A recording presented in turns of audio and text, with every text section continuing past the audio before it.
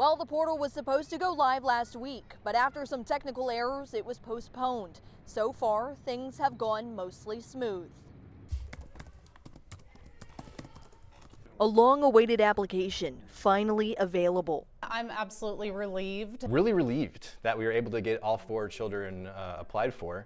Hopefully they all get accepted. The governor signing into law the Oklahoma Parental Choice Tax Credit Act in May. It gives homeschooled and private school families an opportunity to get anywhere between $1,000 and $7,500 depending on household income. California-based company Merit is being paid $4 million to administer it.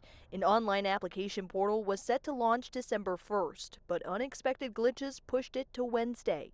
Merit saying, quote, "We have identified the issue, implemented a technical fix, and added additional quality checks." With the pot only holding $150 million worth of tax credits for 2024, families are now racing to submit an application. Governor Kevin Stitt's family even planned to apply, but then his office later telling News 4, quote, "After talking to his wife, they decided not to apply and make sure other Oklahoma families have the opportunity to get the credit." The only 2 hiccups in the process? The bandwidth of the website, I think, and also if you're able to submit one application for all 4 children, it would have been a lot easier as well. But private schools like St. Paul's Lutheran and Enid have set up technology stations for families in case issues like such arise. This is something that will expand our zip code and allow us to reach out to some of those families in need, looking for the faith-based education and a positive environment.